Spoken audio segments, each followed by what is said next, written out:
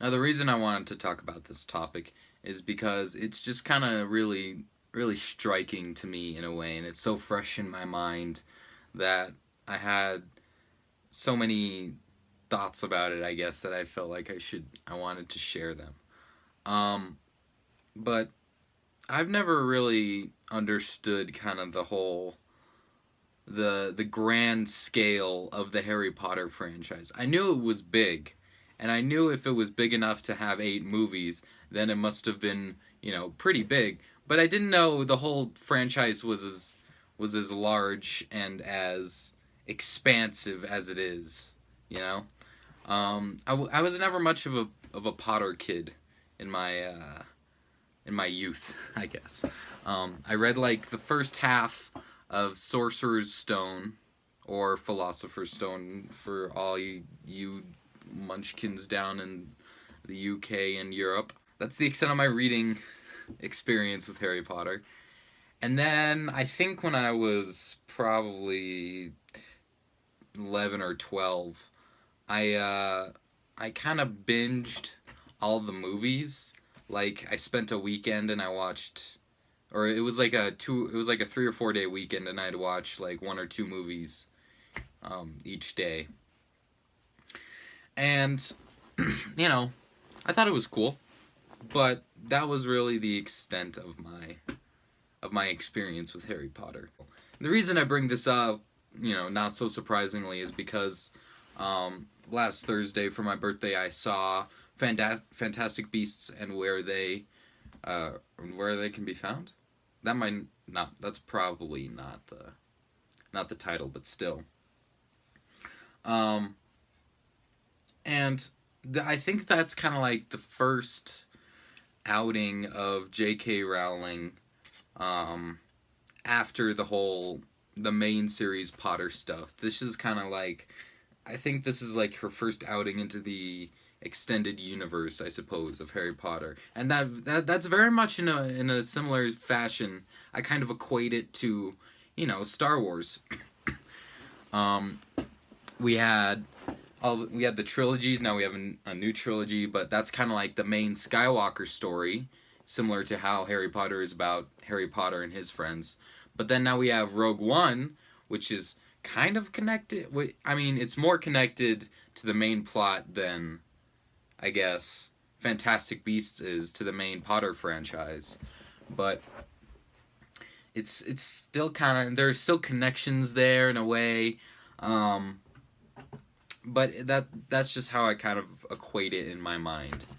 Um, and I don't know how far out the extended universe for Harry Potter goes, because like, you got the books, and then you have like the Cursed Child, which Rowling didn't write, but she made the story for, and then someone else write, and it's a play, and Hermione's black, and I I guess I don't really know why. Um, but I'm not sure if people liked it or not. I think there was a lot of mixed reactions to it. Um, so there's that, and I know Rowling's gonna write a few more books because Harry Potter is a money printing machine. And now she wrote Fantastic Beasts, which um, I don't, well, and the screenplay for Fantastic Beasts, and I don't think she wrote the screenplay for any of the Potter films. I'd have to look up on that, but still. But when I went to see Fantastic Beasts, it was one of those, early Thursday screenings for films. Like here in the U.S. we'll have screenings a day early, usually later in the day. Where I live, it's like usually around 6 or 7 o'clock they'll have early screenings, but other parts of the country, you might, more on the East Coast, it's more about, I think, like the midnight premieres. I don't know. Um, but with the Thursday screening, we, it was like 7:45 at night on a Thursday, which, most people have work or school the next day. And then the movie would have been ending at like 10 o'clock ish, And so I was surprised to see how packed this theater was, especially, and it wasn't even the first showing of the movie. It was the second showing. This theater was just, it was like 75% capacity, which is crazy for where I live, right? I live in a small town where like my county has like 20,000 people max. And this is it's the only movie theater there. That might account for it, but you know, there's really only like 2 or 3 times I've seen the theaters packed, and that's for the first time was Skyfall, James Bond back in 2012, and we were going to the premiere of that. I went with my dad, and we had to sit in like the front row. That was terrible on my neck. Fun movie though.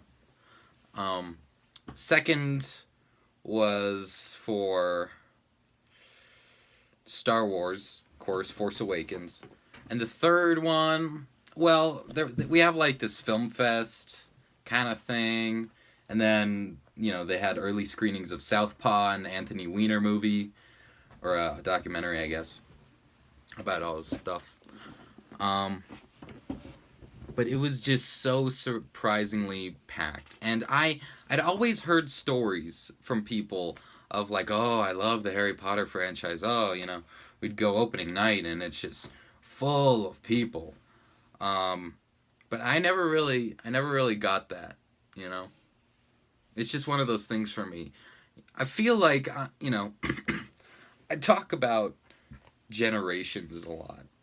And how there was the generation before me, like the kids that are just older than me, I feel like that was the prime time for Harry Potter fans. People who are 16, 17, 18, 19, 20s, Harry Potter really was the 2000s. 2010s, it's kind of spilled out into that a bit, but not so much.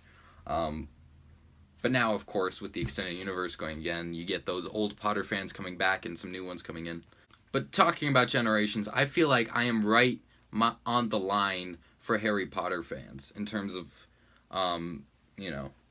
people who liked it. Because while Harry Potter is big, I was born in 2000.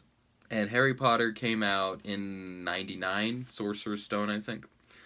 And from there, or at least maybe that was the movie, but still, I was a child for the most part while the whole the books were being written and then the film franchise and all that stuff and all the big hype was going around. And then it ended in 2011 with Deathly Hallows Part 2, the movie. And I remember I would have still been in the 3rd grade when that happened.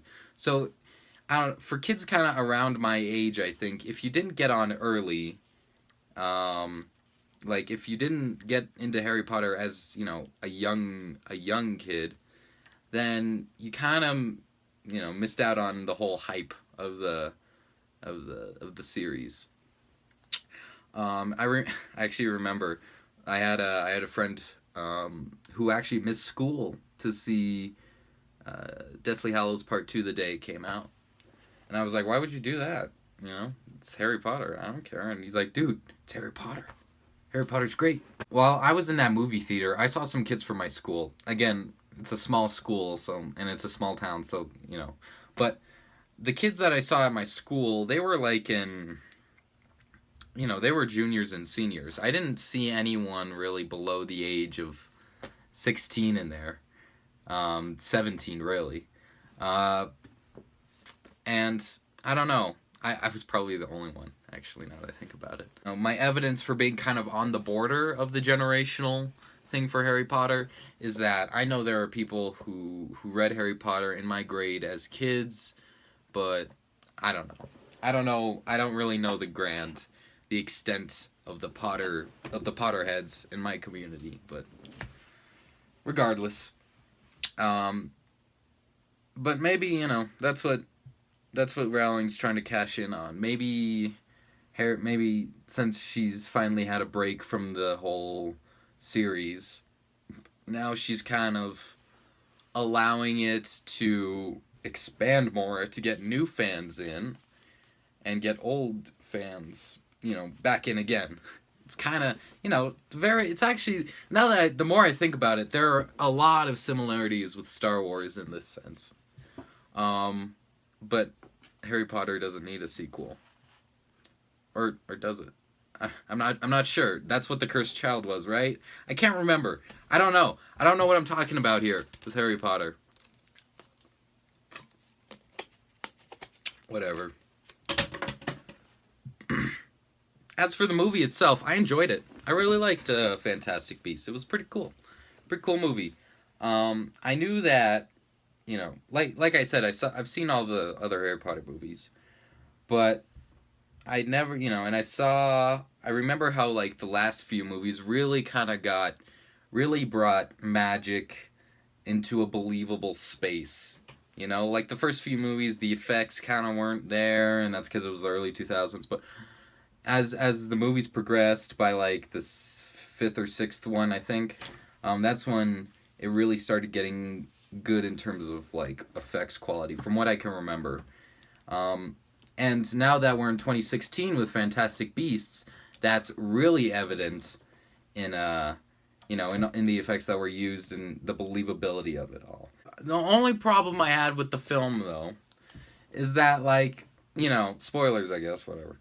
But in the end, they fixed everything by getting all the muggles, the nomads, to be in the rain with the water that makes you forget things because the guy flew up and whatever.